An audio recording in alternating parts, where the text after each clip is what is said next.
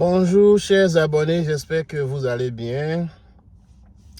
Avant de sortir de la voiture, d'aller prendre le métro pour Montréal, je tiens à partager avec vous cette information que je viens de recevoir au téléjournal du Canada.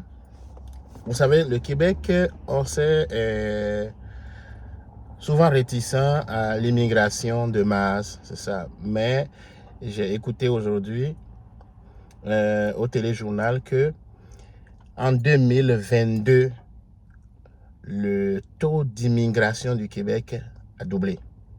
Ça veut dire que le Québec a pris plus 2 fois de plus d'immigrants qu'il n'en a pris en 2021.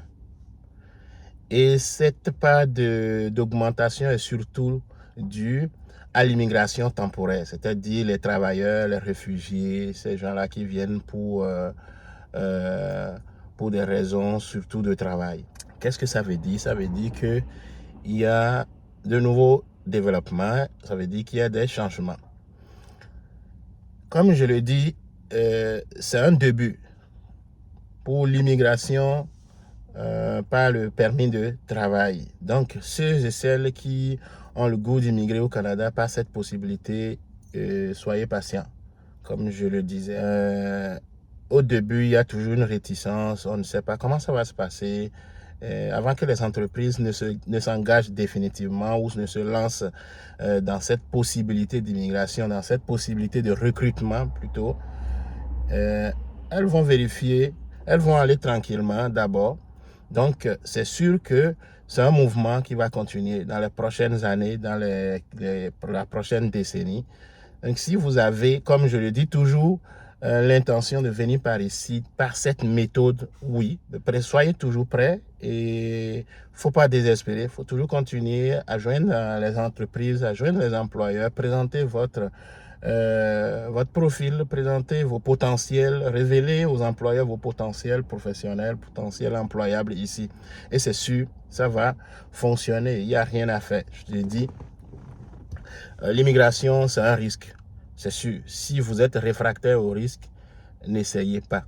Allez mettre votre argent dans un compte d'épargne et réfléchissez à ce que vous allez faire avec. C'est comme ça. Ça a le mérite d'être clair. Écoutez, on m'a refusé le visa de la France. On m'a refusé le visa des États-Unis. On m'a refusé le visa du Canada.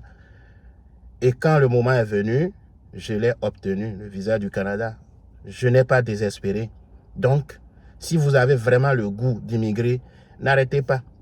Seulement qu'il faut mesurer la quantité de risques à prendre. C'est de ça qu'il s'agit. Donc, j'ai pris des risques. Je m'étais présenté au Ghana. J'ai tout fait. Tout était beau. Et pourtant, on dit non, tu ne rentres pas cette fois-ci. Donc, je suis retourné chez moi. J'ai bien reculé pour mieux sauter. Voilà. Donc, c'est ça. En passant, il y a une nouvelle façon de faire des gens maintenant que je commence à voir sur Internet et moi, comme je le fais toujours, je tiens à vous aviser. C'est important, ne tombez pas dans le piège. Il y a des gens qui se promènent maintenant dans les pays africains pour dire qu'ils ont obtenu des visas pour des gens et qu'ils vont distribuer ces visas devant vous. Surveillez ces choses-là, ça c'est très important, je vous dis. Peut-être que vous n'allez pas voir dans le passeport quel genre de visa il distribue, il donne, quel genre de visa il y a dans le passeport. Mais assurez-vous de vérifier avant de croire et de mettre votre argent dedans, est-ce qu'il y a vraiment un visa dans le passeport? Les passeports qu'ils vont déposer, qu'ils vont donner aux gens devant vous pour faire du show. Ça c'est la première des choses. Deuxième chose, assurez-vous que ces gens-là à qui on remet des passeports, ce n'est pas des gens qui ont déjà ce privilège de rentrer au Canada sans visa. Comme moi, je peux rentrer sans visa. Donc, si on veut faire du show, on retourne en Afrique, on regroupe une dizaine de personnes comme ça. Puis, devant vous, on vient leur donner le passeport. Puis, on vous dit, ça c'est votre passeport avec le visa que nous sommes allés chercher pour vous. Puis, vous les suivez, effectivement, ils vont rentrer au Canada. Mais en réalité, c'est des gens qui avaient déjà ce privilège de rentrer au Canada sans le visa. Ou c'est des gens qui ont déjà le visa pour rentrer au Canada. Donc, c'était juste aller chercher le passeport des gens qui ont déjà leur visa.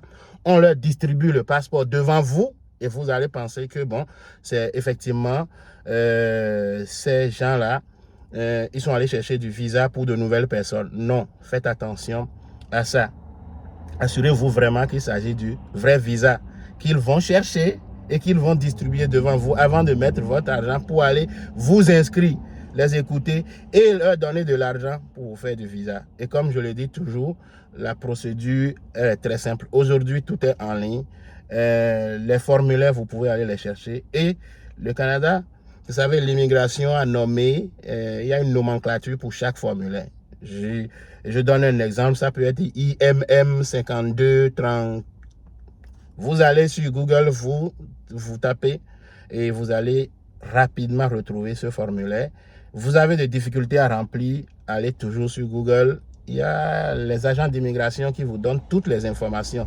Il y a des tutoriels qui vous montrent comment les remplir. Il y a aussi sur le site du gouvernement comment vous pouvez avoir de l'information pour remplir ces formulaires. Donc, écoutez, comme je le dis, ma prochaine visite en Afrique occupera essentiellement de vous parler de l'emploi, de la situation de l'emploi au Canada, de vous parler des études, comment obtenir son admission, comment obtenir une bourse. Ici, nous en avons fait. Il y a des gens qui ont obtenu des bourses ici. Donc, on a des témoignages.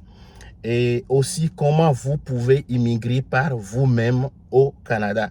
Donc, c'est de ça il s'agit. Soyez vigilants, comme je le dis, soyez toujours vigilants. Et avant de mettre votre argent, avant de dépenser, assurez-vous que vous avez de bonnes informations. Et de bonnes informations, ça prend aussi de la lecture. C'est important, ça prend de la lecture, de la patience, fouillez, ne vous pressez pas. Donc, c'est ça. Sur ce, je vais vous souhaiter une belle journée. Et comme je le dis toujours, si elle vous a fait du bien cette vidéo, je vous invite à l'aimer, à la partager. Et ceux et celles qui ne sont pas encore abonnés à ma chaîne YouTube, je vous invite à le faire. Et n'oubliez surtout pas d'activer la cloche de notification pour ne rien manquer. Et j'ai hâte de vous retrouver bientôt, très très bientôt, au Bénin, en Côte d'Ivoire, au Togo. À bientôt.